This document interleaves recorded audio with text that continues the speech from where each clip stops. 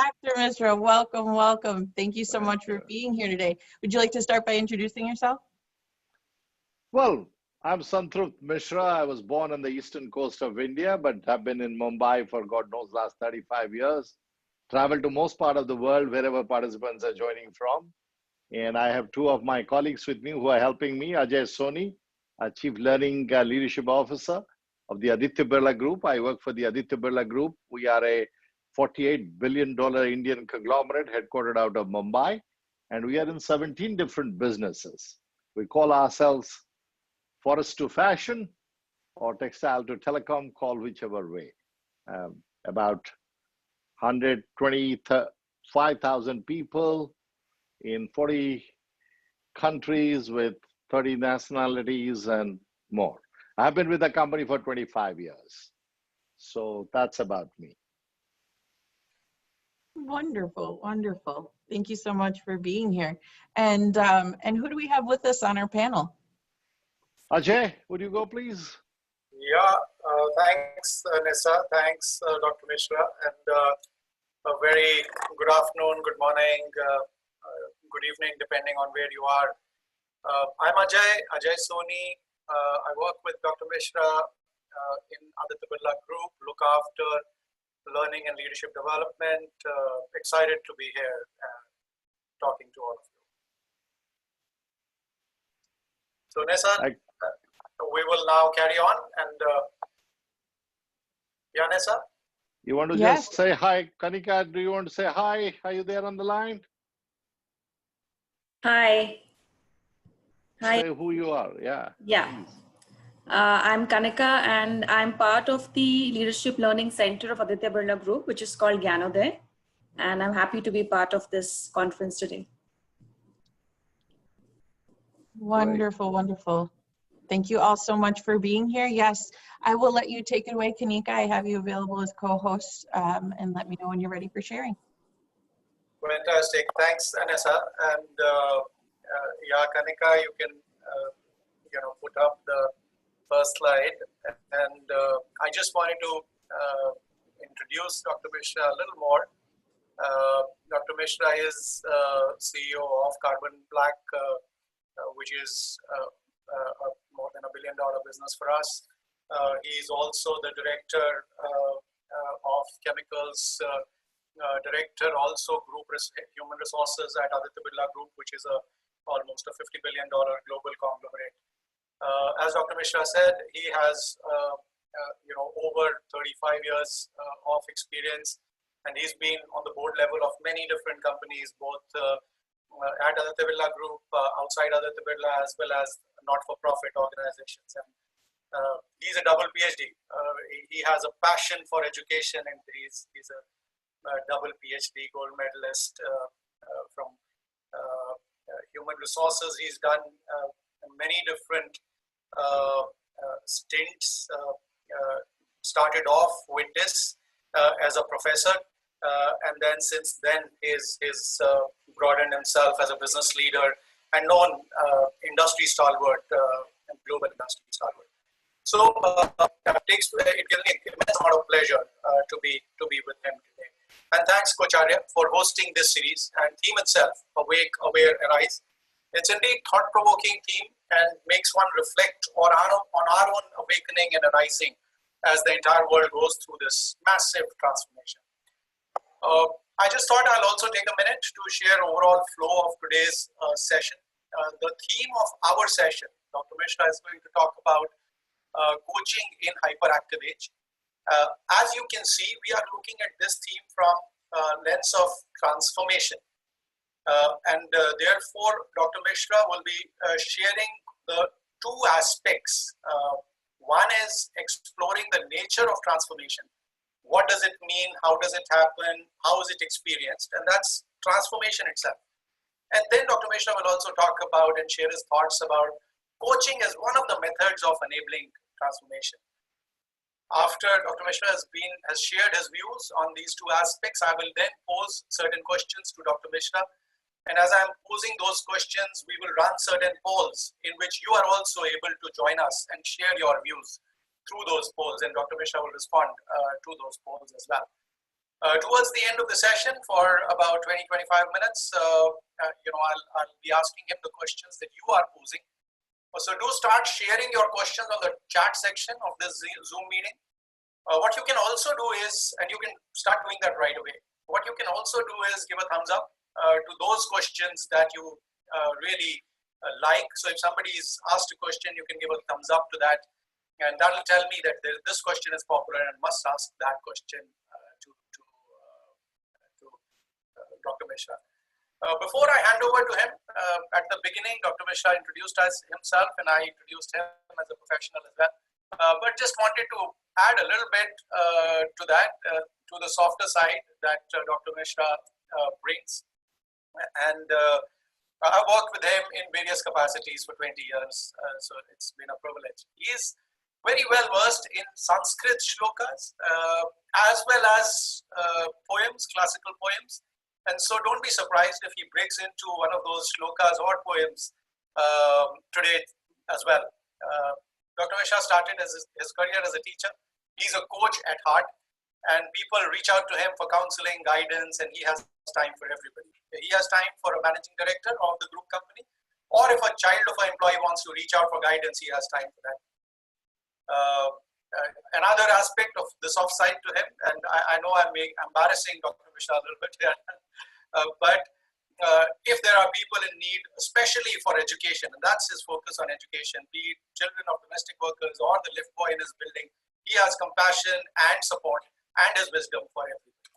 So with that, I will request Dr. Misra to share his views on transformation as well as coaching. Thank you, Ajay. As always, you are being very kind. I was just getting worried that Ajay said everything about me. He might just disclose my income tax returns to Government of India as well in next moment. But thank God he didn't do that. Thank you, Ajay. You've been very kind. Kanika, thank you for helping me. Well, friends, I saw many friends from India on the list who have joined in. I hope to make many friends at the end of this presentation today. People I do not know from different parts of the world. I think it would be an understatement to say that we are living in a hyperactive age. Everything happens in a blink. Before you say Jack Robinson, the world has changed, technology has changed, lifestyle has changed, nature of work has changed. The way we negotiated, related globally between economies and countries has changed. And perhaps there is no aspect of our lives that remains untouched. And the question in this huge process of hyperaction that is happening around us and the kind of technological progress that is taking place, the question often comes is, how do we retain the relevance of human beings, the relevance of all that is human about this world and about all of us? How do we retain the significance and purpose of human connectedness? How do we still retain the world full of compassion, a world full of care, a world full of support, a world full of understanding, relationship, fellowship is always a challenge that is before us, simply because we seem to be all the time wondering what is the future is going to be like. And often I like to say that we are not going towards a future. I believe that the future is rushing towards us, whether we like it or not. And therefore, as the future rushes towards us and goes past us, perhaps we kind of catch slices and pieces of that future. And in process of doing that, we also ask, where do I fit into this future and how do I remain relevant? But when we talk about this hyperactive age, but we also find that one of the things that is constantly happening despite this hyperactive age is this whole issue called transformation. Things all around us are transforming, whether we like it or not, whether we notice it or not, whether we enjoy it or not, whether we are afraid about it or not, things are changing all around us. Like the way nature changes, and believing that different facets of change reveal themselves in different ways. And we find that the nature of this transformation in many ways is fundamental in terms of the way the qualities change, the skills we acquire, fundamentally where we began and where we landed up. Like, for example, Morgan Freeman, the actor here, who started as a theater actor and landed up in Hollywood, perhaps. Or the company like Nokia, 1865 or thereabouts, was created as a pulp and paper company, transformed into a great telephone handset company, went down and is trying to reinvent itself back, and I hope they do, because these are great institutions and inspirational institutions created that have been active examples of transformation. Or, for example, the usage of technology where reality virtually is being recreated for us, things that we do not see, we cannot see. The other day I was seeing a technology that's being used by visually challenged people where something in a little device is with a camera is exactly sizing up an image and saying it, whispering into the eyes of a visually challenged person who is able to say, well, there is a glass tumbler in front of me or a paper glass in front of me, or it's a 3D object of certain kind. So technology is transforming the way we are experiencing things around us. But what is fascinating about transformation is that in today's world particularly, is that there are rapid multiple changes in different time horizons that are happening. Things that took us to see a transformation in 10, 15, 20, 30, 40 years, today they are changing in 6 months, 3 weeks, 1 week, perhaps overnight. There are transformations, and some examples we'll put. And all of this, most importantly, is happening with human creativity, human ingenuity, human commitment to a larger sense of purpose to serve the community. We are talking about a race to discover or create or invent a vaccine for the coronavirus. And I think as and when it happens, and no matter who does it, and the fantastic point of that would be that we are able to react to a significant pandemic using that human creativity, where people are able to maintain their sanity, be it the front line, be the researchers at the back end, and everybody, to make sure that here is a catastrophe that is confronting humanity and we are able to address that. The question is, in this whole process, as we think the enigmatic process there is, what is going on in human mind, in mind of leadership in different institutions, and how are they kind of being part of that? And there are some parts of this transformation, like nature, for example. Some of it we understand why it happens, how it happens, we are able to explain it. But there are lots of phenomena of nature we simply seem to enjoy, be it the picture here or the change in cherry blossoming in Japan that we see. Some of that we enjoy, but not all of it we can explain. We have been concerned about some of it, like glaciers. But again, we see that there are fundamentally elements like sodium, for example, or chlorine, for example, as you see on this slide here. They're harmful elements in themselves. But when they come together and they create salt, for example, becomes an essential ingredient of life. So even if you have elements that seem to be poisonous, negative, with human ingenuity, if it has been transformed, it creates life-saving, life-aiding, life-supporting elements, and sometimes life-transforming elements, and where the primary character is suppressed and a completely new quality is that is brought in. So I think all of this transformation that happens in our life, people are doing it, leaders are doing it, scientists are doing it, students are doing it, and there are many examples that going forward we will see also in the world of business, for example. We have heard all about what we see in our homes today when they have been locked down. Netflix has been the source of succor for many of us globally. And look at what has Netflix done. IBM for itself transformed itself from a box-making company into a business solutions company. And the platform that we are doing today, engaging on today, called Zoom, this platform, some of the people who broke away from WebEx, those of you know the story of it, they came and created Zoom because they felt that perhaps WebEx could have transformed itself differently under the new ownership, and it was not happening fast enough. And we talked about Zoom today, including ours, 300 million daily Zoom meetings happening today on this platform. And we see that with combination of technology, understanding of human need, and leadership, we are meeting newer needs of humanity with some very, very significant innovations, changes all around us. And those stories are not necessarily only stories from United States or Europe, or for that matter from China. If I look at my own company that I work for, I've been so proud and honored to serve for the last 25 years, called the Aditya Birla Group, as a global conglomerate. It has transformed itself.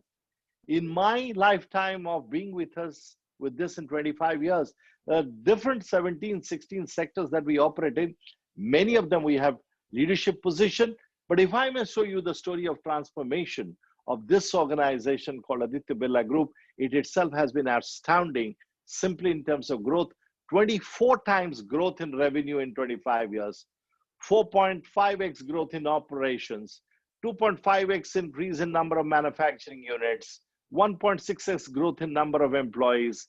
And obviously, there has been perhaps maybe about 20 times growth in EBITDA, if I may use that expression for those of you who are more accounting inclined, while bringing down the average age. And therefore, here is a business institution that we have been able to transform with collective work of leadership. And I will talk about it a little bit more if time permits, as to coaching certainly has played a very substantive role in creating the necessary mindset, the skill set, the reflective capability, the connective capability of the leadership to transform this organization. It is not just nature, it is not just businesses, but I think there are many inspiring stories of human transformation that inspires us in the world. Gautam Buddha, the founder of Buddhism, or the ultimate inspiration of Buddhism, the creator of it, his own story of meditation, leaving his family, sitting under a banyan tree for 49 days and developing a different point of view about human suffering, about human life, about human salvation. Some call it nirvana, some call it freedom from bondage. But that's a very inspiring story of Lord Gautam Buddha. Many of you, those of you who are from India, would equally know of the story of Maharishi Valmiki, who wrote the Indian epic called Ramayana, who happened to be, as mythology says, an ordinary robber who tied somebody, another kind of supposed to be a decent soul and disciple of a Hindu deity. And he tied up this robber, and when he tied him up, and this gentleman who was attacked said, look, all the sins you are committing, are your family going to share those sins, because you seem to be doing this for your family? And this robber went back to the family and asked, would you share my sins? Nobody agreed. Now the robber came back and wanted a path to salvation. And I do not know exactly whether the gentleman who was tied up, called Narada, was he himself a coach or not, but he did say something that did touch a chord, and this robber got transformed into one of the epic poets who wrote this Indian mythology. You also today, in more recent years, if you come to think about it, we don't have to go to mythology necessarily. Many of you have read about personalities in not so distant past, like Chuck Feeney here, the billionaire who wanted to be officially in his lifetime be broke and perhaps renounce this world as broke, somewhat like, in some ways, looked at the modern Gautam Buddha, who kind of relinquished all the royal pleasures he had. And that was the story of Gautam Buddha. Many of you may know, belonged to a royal family who left his the pleasures of royal life and became a common ascetic. Similarly, this is a gentleman who changed in his lifetime his point of view about life and decided to donate all the wealth he acquired in his own lifetime to feel that everything that he created had a greater social purpose and trusteeship. So the point I'm trying to make is that even in this hyperactive age, acts of creation, acts of innovation, acts of reflection, acts of giving and caring, re-engineering a certain degree of inner transformation to ask larger question of what's the purpose of life? Am I being beneficial to all concerned? Are there experiences that are triggering in me different emotions and making me more aware about my own impact on society, impact around people, teams, my colleagues, the organization I lead or the people I lead, and can I make a bigger difference? I think all of these emotions are going through, and coaching sometimes direct, indirect, unconscious support and inspiration from other people, all are kind of contributing to this process of transformation. Moving forward from there, if I were to say that the examples of transformation not simply have happened in human beings, but through human beings, even at world at large, whether you look at a city like Las Vegas in US, notwithstanding value judgments if we keep aside, simply the concept and idea of it. Dubai, the concept and idea of it as a global city. Singapore as an idea of a global example of transformative modernization with a combination of technology and values, technology and legacy, technology and tradition, technology and yet preservation of pieces of historical culture. All of this have been possible because of human belief, reflections about many aspects of what's something one wants to create and be able to create. So I think all around us, when we look at that, transformation is a basic nature of human beings that needs to be or is waiting to be unleashed once there is a trigger that either happens from within or happens from outside with a little bit of help, and call that help coaching, call that help role modeling, call that help a kind of gentle nudge or a suggestion. I think it is happening all around us. Can you move, Kanika, further, please? So therefore, as professionals who have spent all our lifetime serving a function or a profession or an organization, I think it is in our nature in some ways. It is the way we have been nurtured, that there is an inherent desire and ability in us to be a catalyst of transformation. And perhaps coaching is one means through which we can transform. But there are questions that are germane to coaching as a technology, as a tool, as a profession, as a means, as a method, as an intervention. That is getting challenged in the hyperactive age, and that's what we need to remain conscious about. We have seen this film called Intern, where somebody goes to get perhaps coached by somebody much younger, but return has something else to also return in gift. And I think in the hyperactive age, one of the things that has changed perhaps is that the nature of this coaching relationship has fundamentally undergone a change. And this is where I want to introduce a thought, which I again will turn perhaps towards the end of my presentation, is to say that given the complex needs of the hyperactive society and the range of emotions, the range of challenges, the range of issues that one is dealing with, can an individual alone be the source of coaching for transformation for another leader? If I may draw an analogy from the legal function, if you look at a legal firm, there is a partner on civil matters, there's a partner on taxation matters, there's a partner on M&A or partner on IP. A legal firm consists of many people who have preeminent expertise in different facets of legal profession. I believe today the leadership challenges are multifarious, and whether instead of individual coaching, there is a need to move to a model of partnered coaching where different coaches bring different facets of ability. So maybe there is an initial coach perhaps goes and engages with the coachee or participant or whatever you call the other person, and understands the needs and draws out and then refers to a set of different coaches who could bring in different unique value to the individual. And maybe coaching, therefore, perhaps in the hyperactive age needs to ask itself, what kind of transformation coaching needs to undergo itself.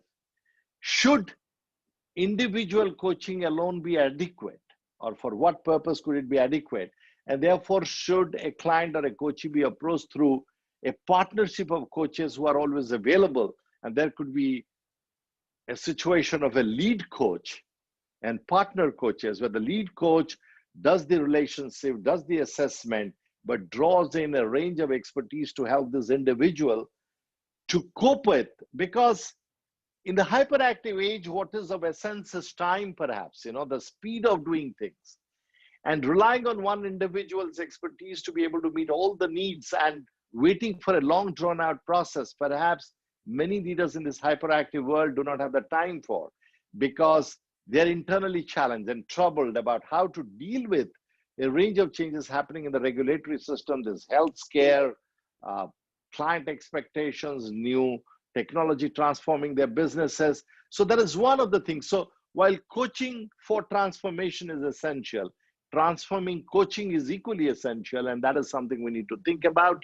And maybe in my closing slides, perhaps let me think I've spoken long enough. Maybe I should stop here with that thought, but can you, Kanika, go to the last 2 or 3 slides, please? And I think I'll skip some of that, last 2 or 3, maybe, or exactly. I think if we could stay there.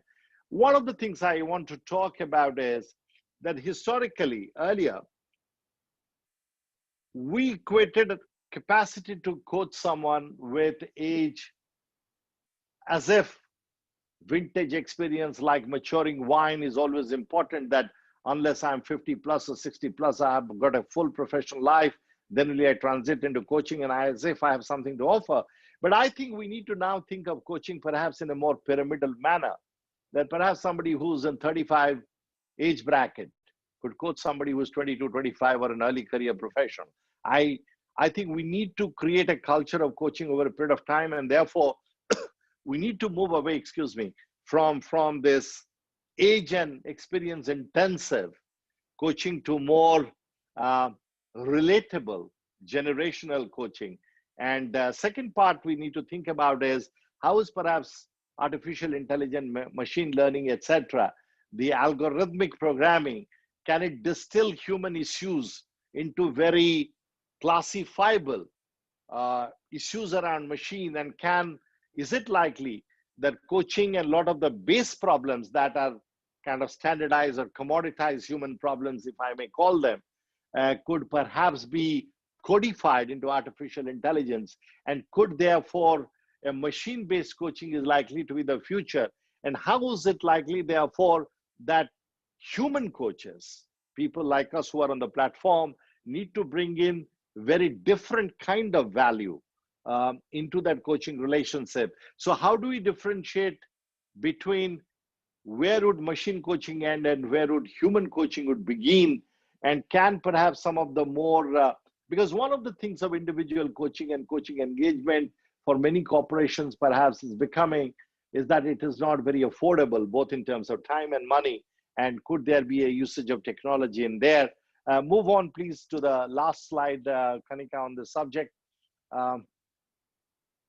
One of the issues, last one I want to talk about, is the internal preparedness, perhaps. And this one, the internal preparedness, one of the issues is that can you prepare the internal climate of the organization to accept coaching? And if there is an equivalent of, like we talk about in the dating world, people talk about speed dating.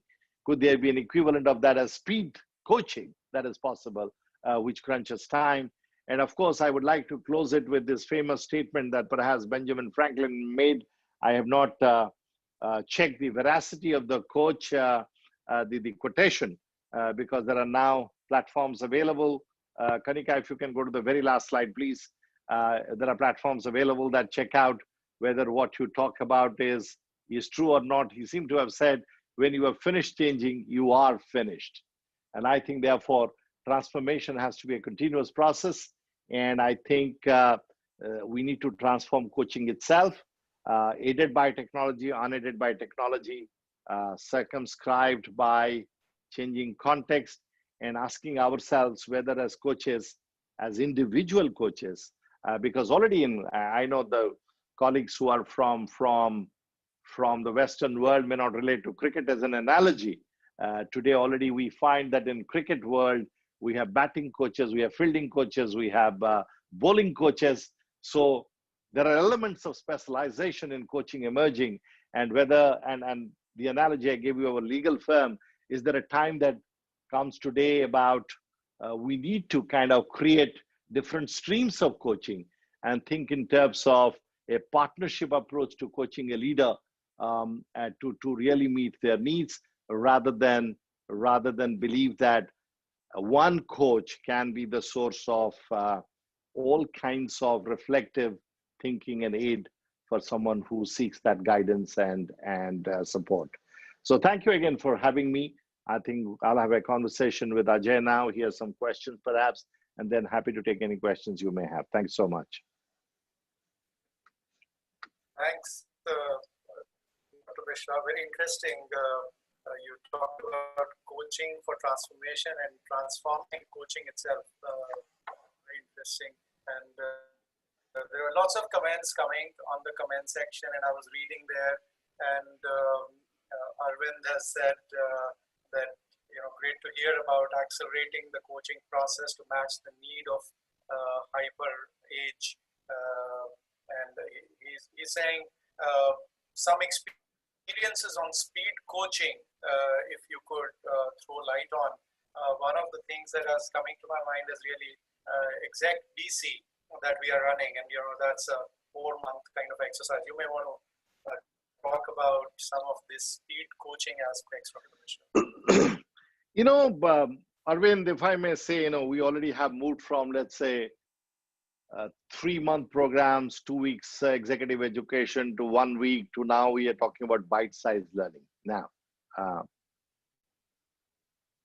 could we therefore come down to, instead of a 9-month coaching engagement, could we kind of come up with 3-day, 1-week coaching engagements where we address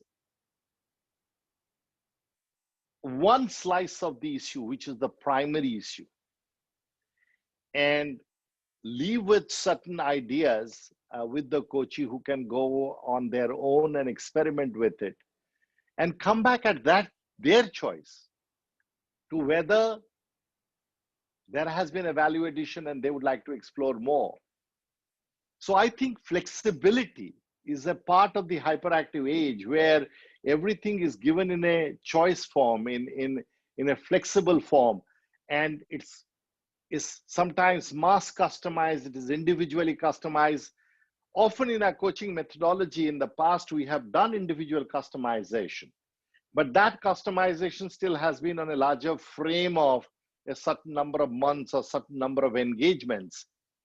Perhaps the shampoo sachet or many other kind of flexible consumer-centric arrangements that are there, perhaps even in human development, we will need to bring that. And we already seen that how education getting transformed through unique institutions on online platforms. And this whole virtual mode of coaching, the question to again ask Arvind there is that, if virtual is the future, how is the coach's own skills need to transform to fit into the virtual world?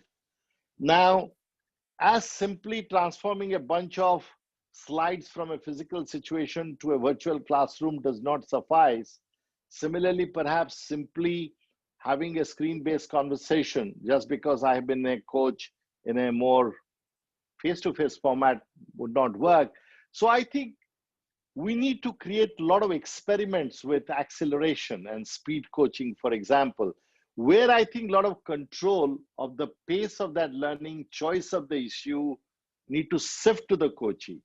And they need to be given compressed formats and options to choose from. Like we go to restaurant, you get an a la carte menu. You get a 3-course set menu, 5-course set menu, 7-course set menu. I think coaching needs to move to a menu-based approach where the coachee would have a choice and control to make choices, informed choices as to what method they will take. Now, Which one of those will work in what cultural context and organizational context, I cannot say that. But what I would urge all of us that we need to experiment far more with the technology of coaching by being more client-centric and by creating more choices and options rather than leaving very few choices and options with the coachee as to how they want to engage, what period of time, how many sessions, and all of that. And we as coaches perhaps need to be more comfortable with that idea to be able to do that. Thank you for the question. Fantastic. I would request everybody to put the questions on the Q&A side, because otherwise I have to toggle both the comments chat section and Q&A section. For the time being, I'm doing that. But going forward, if you can just type in on the Q&A side. So another linked question, Dr. Misra. What kind of transformation, this is Shrubbery, what kind of transformation do you believe can be hastened, and what kind of transformation cannot be supported through bite-sized, virtually supported, etc.? You know, I think I used to ask, thank you for the question. I used to ask similar question of myself, what can be accelerated, what kind of transformation? But I believe today perhaps all forms of transformation can be accelerated provided we know how to do it and how experimental we are in our approach. I think certain stimulus, if I may give you an example, if today in India, illiterate women in rural India transformed to digital mode of payment in no time because there was no physical contact, no exchange of currency, and it became necessary to use technology to make payments. Even if illiterate men and women in rural India could transform into digital mode of payment. If, for example, people who are digital immigrants, people in older age bracket could suddenly transform into adopting Zoom or MS technology or any other technology for that matter, as soon as the Corona pandemic came, it has shattered a lot of our notions of transformation, that every transformation takes time. There's a speed of learning. I think the urgency of the necessity creates the pressure for transformation today. And everybody has started doing that. Things that one thought was impossible, one could not do it. Buying behavior of consumers has changed. So I believe the hyperactive age and the things changing around us, we need to kind of question our belief system that certain transformation necessarily take long time. I believe maybe we got to tell ourselves that perhaps every transformation process can be compressed provided we know how to do it. And maybe in our current state of knowledge, we all are not aware of and don't know it. We all need to experiment, and platforms like this need to pool the knowledge and experiences of everybody to figure out or find out how exactly can it be done. So I'm afraid I do not have a ready-made answer to you, but I believe that every experimentation by us will take us closer, and everything that was thought impossible earlier, flying cars, going to Mars or any other space travel, having supersonic travel, non-stop flights from Sydney to San Francisco, I don't know. Many of those things were unthinkable in the past are all being possible today. Transformation of human life in many respects. So I believe that in human development, which is the coaching profession is all about, we need to question a lot of the legacy assumptions, if I may call it, that we have made, and experiment more to figure out in our own technology, what are the limits of possibility that are there. Human capacity to develop is immense, only if we know how to trigger it, you know. I suspect that a time will come on Cocharia platform, we will be talking about experiences of that kind as we take on more chances and delve into that. Thank you. Thanks, Dr. Misra. And just a supplementary question here, and a question or a comment, and maybe you can respond to that. Rajan Sinha has said menu-based coaching is interesting, but won't expectation of benefit from speed coaching be like speed birth? No, sorry, last part I couldn't. Extending that. But won't expectation of benefit from speed coaching be like speed birth, premature baby kind of would be a possible outcome? No, you know, the issue is that if we all believe in the potential of coaching, which I believe and I suspect all of you believe, that then the coaching has to be relevant to the constituents it's supposed to address.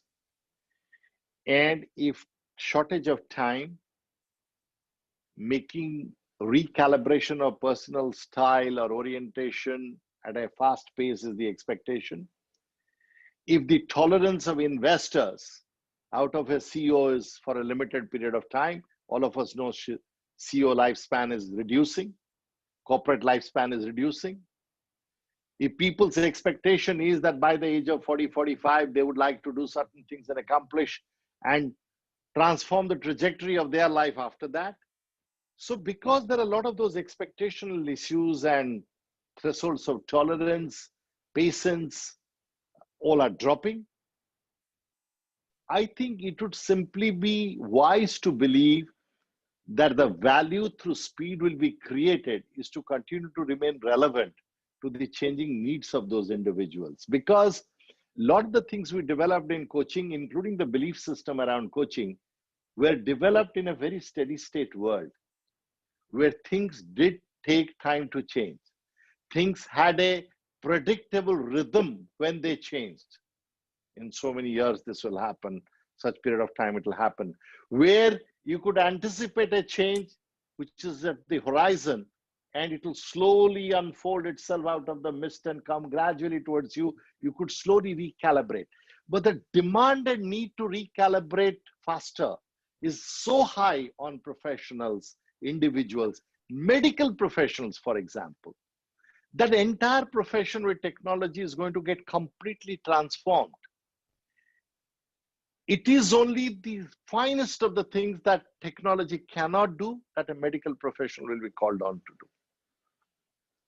99% of the things perhaps conventionally known as medicine would be taken over, including already today you are seeing on telemedicine, or you will have artificial intelligence. If you put your symptoms clearly, it can predictively, today can accurately tell you that 99% chances you have a COVID infection, even before you test it. Now, so the point is the reaction time necessary today to any event happening around, the agility that we talk about, is getting shorter. So I believe the benefit of it is to keep coaching relevant for people because the time expectations are getting shorter.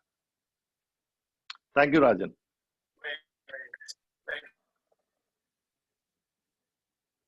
Ajay, I'm losing you. Dr. Misra. I will, Kanika, I'll ask another question. After that, we'll Ajay, we are losing you. Dr. Misra. Hi, Nisa, you can hear? Yeah. Now we can hear you. Better now. Ajay, you may want to go up the video and use your audio if your bandwidth is causing you a problem.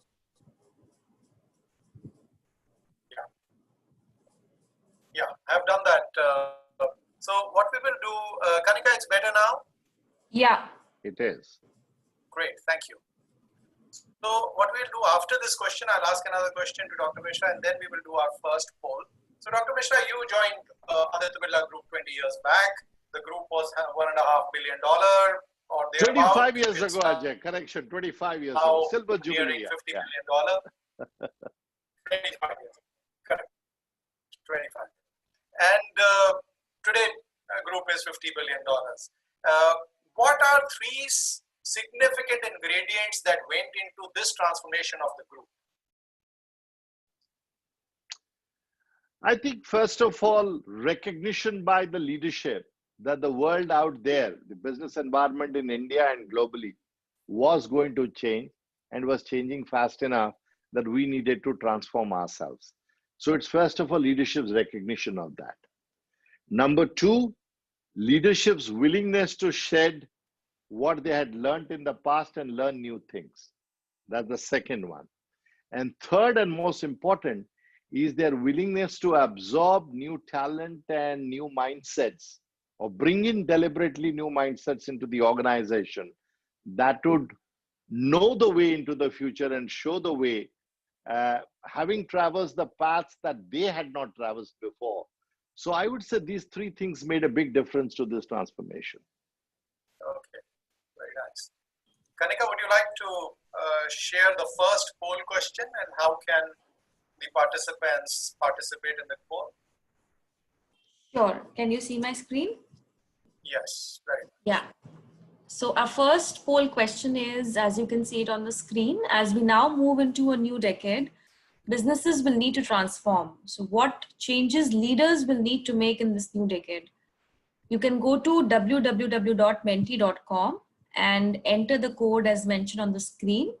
It's 77322262. You can alternatively also scan this QR code using your phone. Now you are throwing everyone a new challenge to adopt a new technology very quickly. And how do you be kind of savvy enough to move between different sites and technology? Wow. Yeah, you can use your laptop if you are on laptop, or you can use your handphone. Go to menti.com. Code is 77322262. It's also in the chat. Nessa has put that on the chat. If I understand, perhaps on Zoom, there is a facility, Ajay, that you don't have to go anywhere. You can do the poll on it. Yes, that's correct. We can create polls within the webinar. Yes, I know.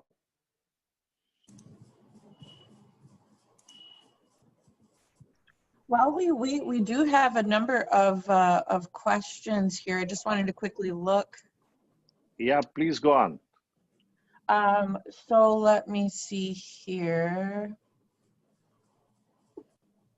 Himanshu had a question. Can it be a mix of coaching and expert mentoring to provide guidance and specific solutions to make the whole process a combination of self-exploration and hand-holding?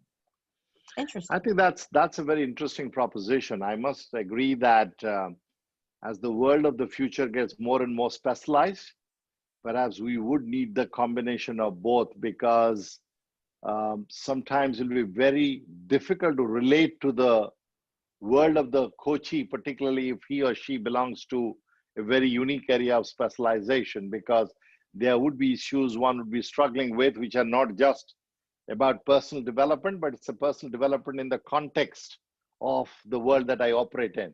So in fact, I think you are very right. I think it could be a good combination to do that. I think many of the coaches need to experiment with that. And, you know, it's like, again, in medicine, you have a general medical practitioner who sees you, but draws on a specialist to come and address a particular issue, which is a subject area expertise to help you. The way the partnership happens between an anesthetist and a surgeon, you know, in medical science. So I think perhaps it would be worth experimenting with a certain kind of professions where you could do a combination of expert mentoring and coaching. Thank you for that thought. It's a very interesting idea.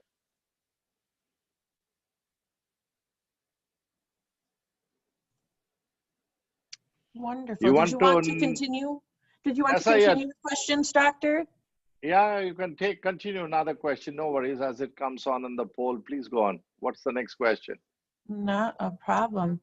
Let me see here. So one way to accelerate transformation will be perhaps to work with a transformation team rather than an individual. Any comments on this possibility? Well, actually, you know, whether it's a team coaching or individual coaching, I'm encouragingly believing that we need to experiment with a team of coaches, because I talked about the analogy of a legal firm. I think there could be a lead coach who does the assessment, etc., and that draws on a range of coaches to, you know, help that individual or that team, because there could be unique aspects of issues to be addressed that one may not be individually able to do so. So I would certainly encourage experimentation of that kind.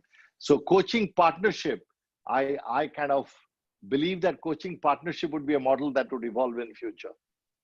That it would be a supermarket of coaching that a group of 5, 7, 12 people bring in, you know. So it's not in one individual coach necessarily. Wonderful, wonderful. Let me see here. Dr. Misra, what would be the top 3 issues you see that would call for coaching at the leadership level? Sorry, what issue you said? The first one? It says, what would be the top 3 issues you see that we would call for coaching at the leadership level? I don't know honestly exactly what you mean by type 3 issues. But I believe that any role at the top is getting increasingly lonely and expectations are getting more complex. And complexity of expectation along with loneliness can be a very dangerous combination, you know. And it can be even more dangerous if the individual is not self-aware. As all of us know in coaching that only 10 to 15% people are self-aware. Most others are not. So when expectations are high, world is changing very fast. And I think you are lonely at the top and your self-awareness is too low. I think that's a situation where perhaps coaching would be extremely important. Now, whether the individual himself or herself would make that choice or need to be nudged into making that choice, whether by human resources or a friend or a spouse or a significant other or even a board collectively as a body, I do not know. I think there would be occasions, you know, I remember an example, you know, recently there was a severe stress in a particular sector in India. I don't wish to name it just not to help it identify. And when the sector was under stress, one of my colleague CEOs came into my room and I could sense it that there was a degree of anxiety and a degree of whatever. And I told him, look, why don't you create your personal board of advisors, 3 of them that you have trust on, who understand the sector, and just simply have free-flowing conversations with them. Now, whether you call it coaching, mentoring, let's get not stuck with semantics, but the point is that the need at the top increasingly requires that a voice different from yours in the comfort of confidentiality, you need to be able to kind of exchange with, and that will be very useful and important. Thank you so much. Ajay, maybe you would like to forsake the polls, given that it would technologically, is it helping making people switch and maybe continue with the conversation? Sounds good, Dr. Misra. Yeah. So, and interestingly, in this poll, what comes is that what is required in coming decade is humility, flexibility, listening, adaptability. Any responses to that? No, I think they are all right. You know, the word humility that is coming across is again to ask the question is, what is humility and what is the source of humility? I believe the source of humility is definitely a deep-seated awareness that one is a small speck in the world, one cannot control the world, one knows very little about the world that one lives in, and that realization that how little an impact one can in normal course make, and how vast the world is and the mysteries and ways of the world and how much there is to learn and how fast things are changing, all of that kind of leads you to a degree of reflection with yourself about, do you really know the world? Are you on top of your profession? Do you really understand what you're dealing with? And the more and more you ask such questions of yourself and understand and accept the limitations of yours, and also identify some sources of inspiration and energy that you have, I think that builds that realistic perspective about you, and that makes you more humble, that what's the purpose of your life and how can you make a difference? Are you making a difference to others?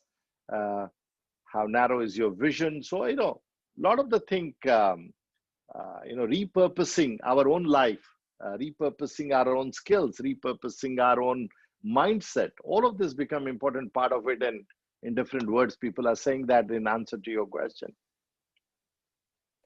Very interesting. Repurposing life and mindsets, making a difference, finding your meaning, all very relevant. So, Dr. Misra, about this question was about the future transformation, what leaders will need to do. And I will come to your own transformation.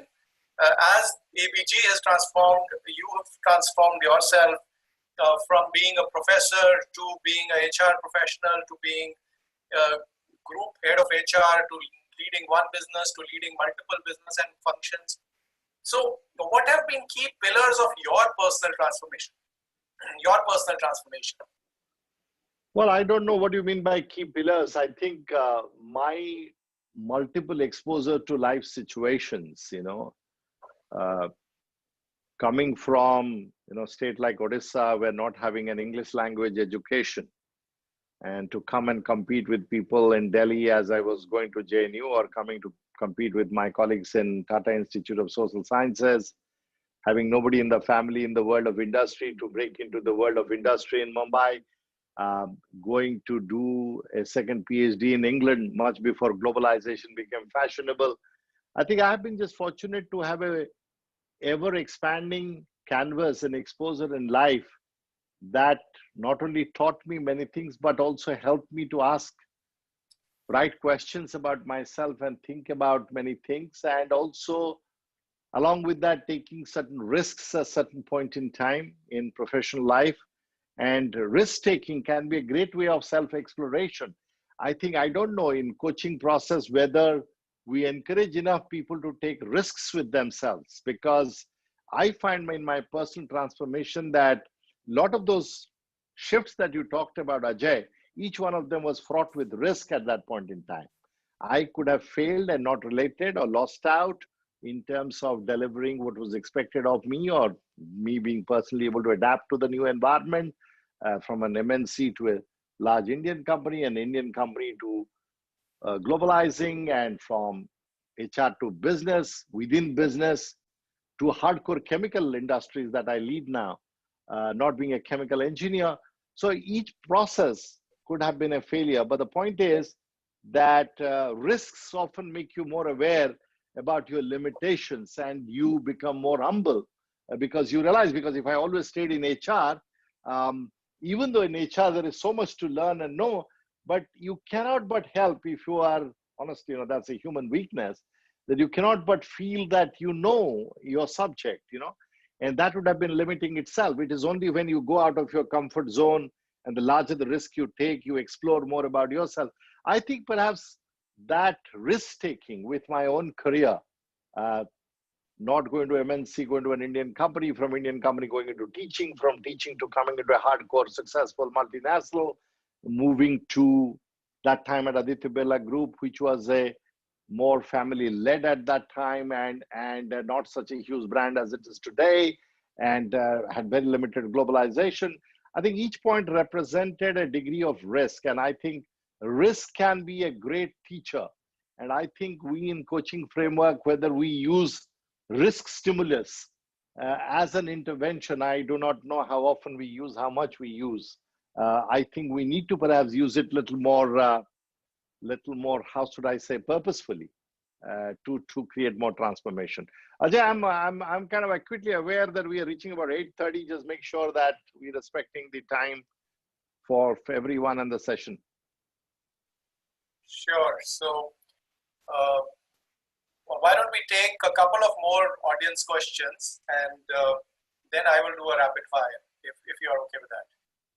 Well, but just check with Nessa, how much time we have, because you don't want to overshoot compared to what they're promised platform members. Yeah. Yes. So we're doing good. We have 30 minutes available to us before we close out the session. Oh, okay. Oh, I didn't realize that. I was somewhat under the impression it was a 60-minute session. All right. Go on, Ajay, please. Then you got plenty of time. Okay, wonderful. Until everybody falls off to sleep on the platform. Yeah. Harish Devarajan, he has two questions. Let me ask both. In your opinion, is experience oblique age of coach a key criteria for success as a coach? And number two, how about young coaches for senior experienced executives? Well, Haris, first of all, as a good friend, you're not supposed to kind of, how should I say, rag me on this public platform by asking two questions, but oh, good to hear from you. Hope you're doing well. Um, First is, I don't think I have ever believed, in my own life, I've kind of reached responsibilities at a very young age, so I have never been a believer of age. I think it's the quality of experience that you are able to bring. And I believe that irrespective of your age, um, every individual is able to add value to somebody. And I think it is just being able to identify that right person who would benefit from it. Sometimes in my interaction with my children, sometimes they make statements to me which is far maturer than their age, I find. And therefore, I suddenly tell myself, well, that's a great insight. It's not about age then. So therefore, I've never been a believer that age is what is material. Like for example, younger people can teach you a lot of things on adapting to a more technology savvy age and how do you think about issues. I think what younger people is kind of help you kind of think through more about your life script and the way you act and react to things, the way you see things, For example, how should I put it? Let's say the age bracket that we come from, Haris, that enduring pain, going through phase of suffering, walking that extra mile to save a few penny was part of our DNA, and that's how we think. But a younger person, for example, thinks of convenience. Now, convenience is never a factor or a mindset of, let's say, a certain generation, and I put myself in that generation. But the younger people are all about convenience. Now, if I were to explore this whole idea of convenience in my mind and think of myself that how could I make my life better, free up my time for more meaningful work by being more convenience oriented, I believe someone much younger than me could be a great coach for me to relate to this whole concept of convenience. So I think there are very unique concepts that are born with different time and age bracket, evolution of civilization or technology, that a person of previous generation misses out on. And I think that generational gap that often we have been aware about, instead of being concerned about it, I think we need to leverage that as an opportunity. And I believe increasingly, particularly in India, as the young people population is so significant, has grown, I think all of those who are born earlier perhaps could benefit a lot more by leveraging the younger population as an opportunity to familiarize themselves and leverage and use newer concepts. Convenience is an example only I'm using, but there are many, many newer concepts, for example. Texting, for example, the habit of texting. Again, you've got to figure it out. How does that work? What's the mindset behind it?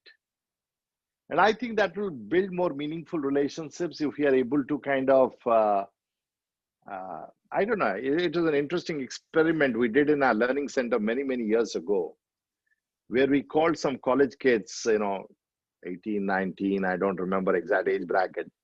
And we had a bunch of senior managers who were at lunch and different table, and we put one young person from college. And we said, you just have to have a conversation with this person over lunch. Half the senior people did not know what conversation to have.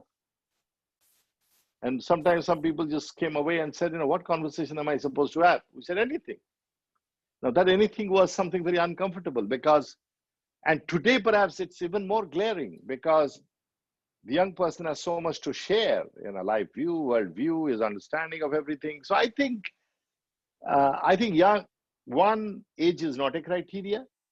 And B, I think younger people can be also great coaches depending on for who and at what purpose we're going to use it. Stay safe, Harish. Hope to see you soon. Thanks, Dr. Misra. Two questions, and I'll combine them. One from Suresh Anugulo. I hope I've pronounced the name right. And another one from Ramakrishna Rao. What does Aditya Birla Group stand on coachability? Do you have assessment on coachability while starting the coaching process? And second, do you see full-time coaches within organization as a possibility? Well, the second question is easier to answer. I don't think we are looking at full-time coaches in the organization. Rather, our effort is to create coaching capability in as many managers as possible and have some of them are more certified trained coaches. And we run an internal program to certify coaches, which extends over a longer period of time so that they kind of bring in true ability to coach our people. And of course, the effort is to make sure that every significant conversation, including appraisal conversation, etc., have an overlay of coaching in some manner so that we're trying to make this an integral part of our managers' abilities or repertoire, so to speak. So the second one is easier to answer, that we know we are not going to have full-time coaches. Now, coachability quotient, do we assess that before doing that? Actually, we don't do that. We have over a period of time kind of developed, without using artificial intelligence, actually an analytics in our own mind as to what kind of people that we notice within the organization where coaching does not work very easily or unlikely to work. And we have a reason to figure out why it is unlikely to work under the current circumstances or at this point in the person's career. We rely very heavily on the judgment of the line manager or the immediate manager and a conversation between the manager and HR colleagues of mine to figure out whether coaching is likely to succeed. We have been very careful to kind of do coaching at certain critical moments of individuals' career in the organization, at critical moments of career transition. For example, if somebody is moving from a functional role to a more line role, or to a more from a cost center to a P&L role, or from a small business to a much larger business, or for example, transiting from one geography to a completely different geography in terms of a different country, where cultural nuances could be different, moving from a very market-driven industry to a highly regulated industry. So I think there are some critical career transitions we have identified where perhaps we use coaching much more as an external intervention. The other places where we believe that there are high potential executives who can scale and contribute to the organization more, I think for some of them we also use at early stages of their career internal coaches. So it is a more refined sense of judgment that we use. We do not do a formal coachability assessment, but particularly at upper, middle to senior managers, we do have a sense over the years that does this individual show certain traits that coaching is likely to be of limited impact. Follow-up question on Aditya Birla Group, Krishna Swami Aladi. He's saying, Dr. Misra, how many of these processes have you been able to initiate in your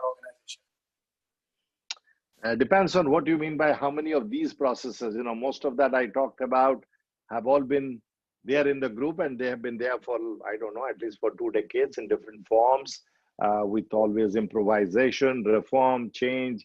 One of the good things about the Aditya Birla Group is we have always been highly critical about and questioning about what we have done ourselves, and have been willing to always transform ourselves into the next round, saying what could we do differently about this and how do we do that.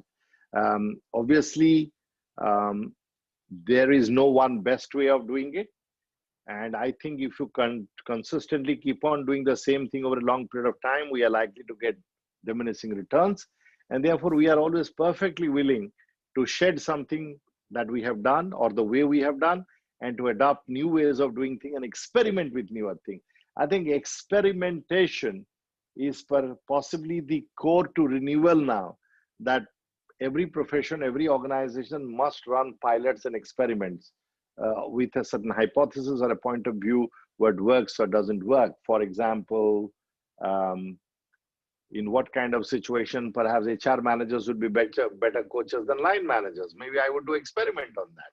So I think we often debate about ideas, and like typically the innovation funnel or the research product development funnel of stage gate that you talk about, we often go through a mental stage gate process from ideation to commercialization. And we talk about which of those ideas pass through the filter, and we need to now more actively experiment and then scale up if we feel that that experiment is working well for us. And I think on human resources space, we have done lots of that. Thank you. Thank you, Dr. Misra. Truly, my own experience last 6 years, there's a lot of development culture, coaching culture in our organization. A question by Shabari Madabba, and she says, a question if you should agree to respond to Dr. Misra. What is a challenging transformation that you are experiencing personally in today's context? Well, I think the biggest challenging thing that I'm trying to struggle with is I run a business or two businesses that have about 38 plants spanning over 16 countries. How do I keep on keeping the connectivity of my colleagues with the business, with the leadership, with the Aditya Birla Group, and me personally going, despite not being able to travel? Like, for example, it sounds like a great, exciting, romantic phenomenon to have onboarded, let's say, a new plant manager in Brazil through the pandemic. Okay, story ended there. But that plant manager that has been onboarded in Brazil has never had a person connect with me, nor I have had maybe one interview call and subsequently one introductory call in virtual mode. But to be able to get a sense of who that individual is, how well is he doing, etc., which earlier through frequent visits, meetings, face-to-face meetings, I had a greater sense of pulse of the individual, the context, the thought processes. And I think the biggest transformation I'm going through is how to overcome my inner anxiety that I have been able to cope with this whole dispersed business of mine through one model of interaction, particularly with newer people. And whether with the switch to a new model of interaction, I would be able to establish same degree of trust, same degree of legitimacy, same degree of human connect with different parts of the organization, still operating through virtual mode, remaining distant and perhaps confined in Mumbai. And that's one biggest transformation I'm going through my mind, my skills, and experimenting in different ways to figure out how best can I do that. Interesting, Dr. Misra, you talk about anxiety. Makes all of us feel that it's okay to be anxious. There was a question Arvind had asked, or rather there was a question that was there in the comment section. It was an interesting question. I think I'll ask that. I don't remember the name, but where have you seen coaching fail? Well, I think mostly I have seen coaching fail in situations where a person has grown over a long period of time with a dose of appreciation and appreciation alone, and has been lucky enough that the context and environment has helped that individual to be hugely successful.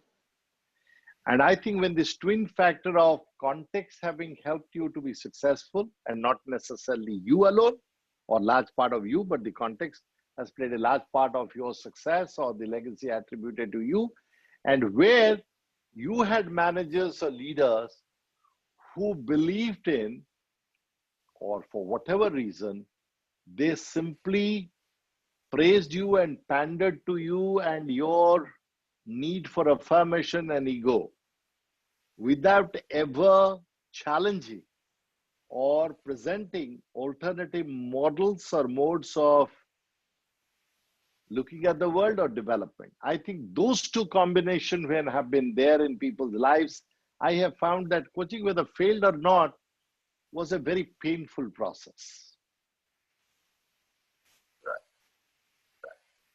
Thank you. Thank you, Dr. Misra, for sharing that. There are lots of other questions, but in some ways, a lot of answers you've already provided, and some great thought, food for thought is already there, though I'm sure everybody is waiting for food, and yours must have been an exhausting day. I know you start very early in the morning. So let me pose some rapid fire questions, Dr. Misra. Sure. What is your instinctive preference? A leader who's too soft versus a leader who's too hard? My preference? Who would you go for? Yeah, who would you go for? You have only two leaders. You have to choose between them. A leader who's too soft, a leader who's too hard. Well, if I have a third option, I would say a leader who is hard outside but soft inside. Okay.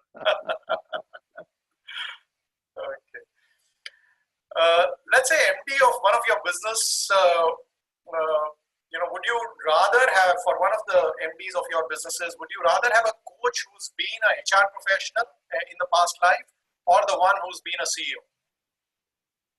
It depends on who I am and what I want to be, and I think it depends on what stage of journey I'm in. If I am an HR guy and I want to transit into a line role, maybe I would like a CEO or somebody who has a CEO experience as my coach.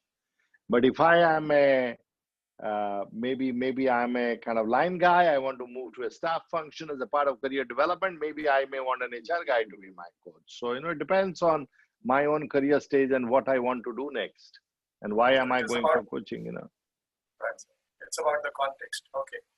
For another leader, would you rather have a coach who's earlier worked in the same industry, or a coach who's worked in that industry?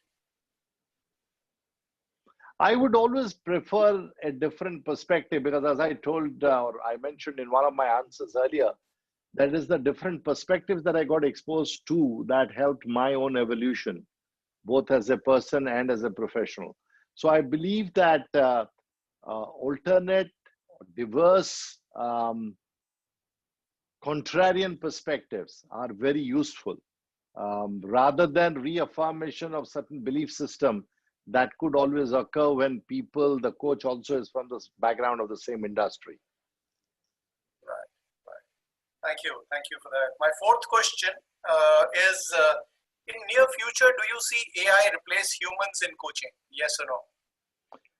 Well, it depends on what you mean by near future. I would not be surprised at all if in next 5 years' time, or even for all you know, in some corner of the world, somebody is devising standardized human problems, taking 200 coaches research saying what are the common problems you have identified as a coaching or coachable issues that you have identified most frequently, and converting that into a kind of machine learning and artificial intelligence algorithm to suggest a range of options, etc. So, I think pretty much everything is getting technology based. So I would not be surprised that some part of coaching is also going to get there. Now, how fast? That's a tough question for anybody to answer today. For all you know, 6 months down the line, you may find a product in the market. Right.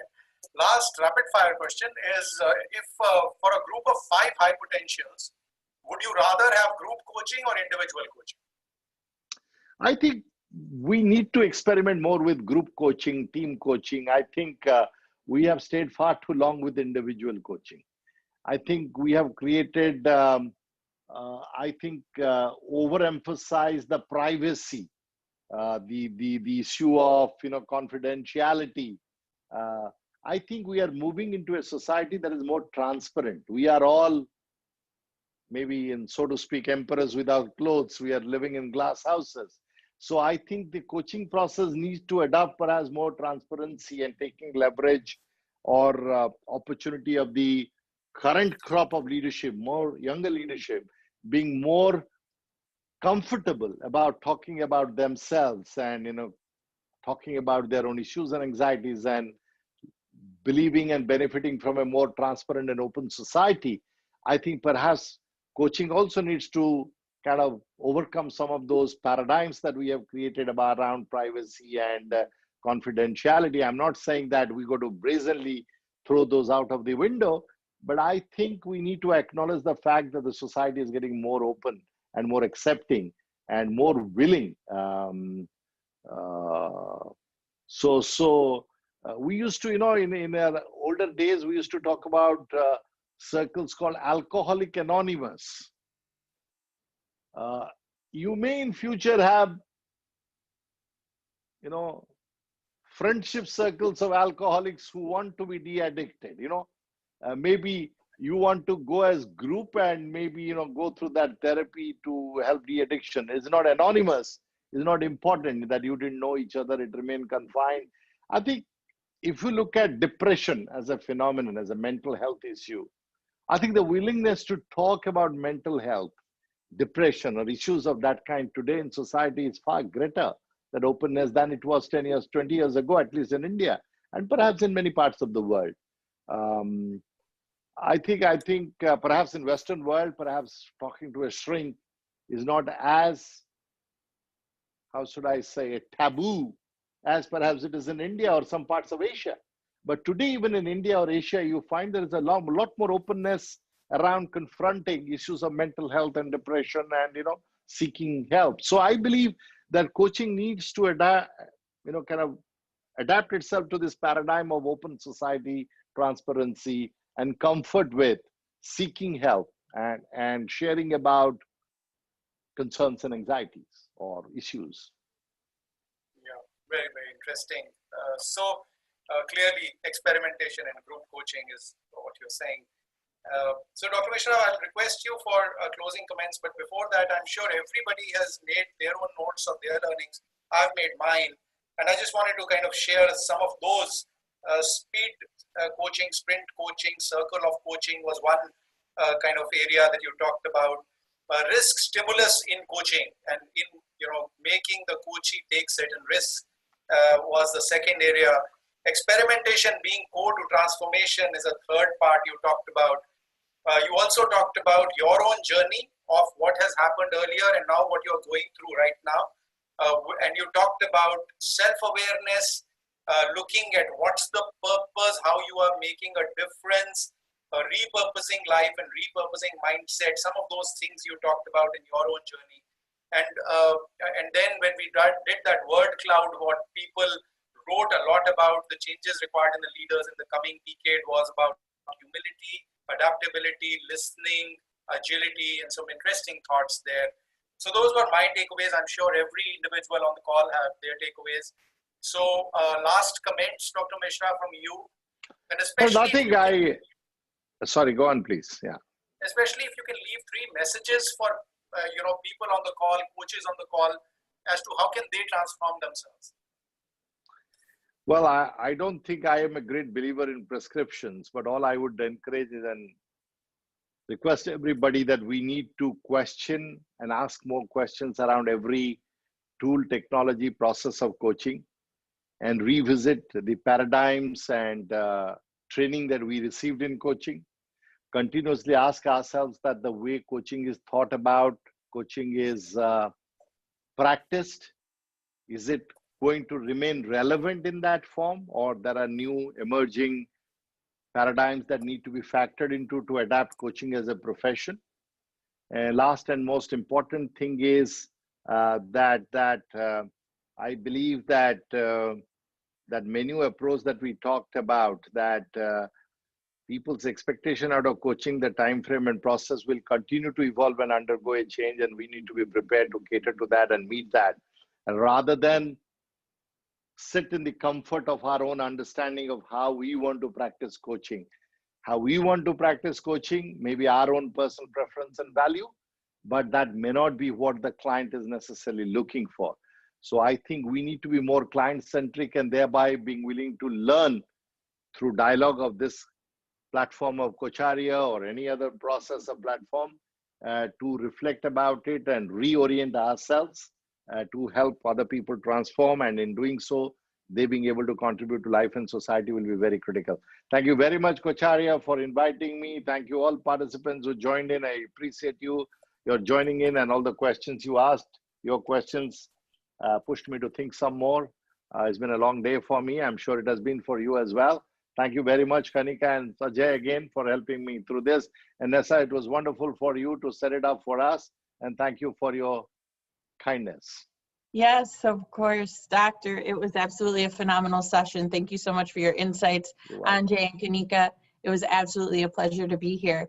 And thank you to all of our audience members. We had, I think, participation from just about every time zone, which is super exciting.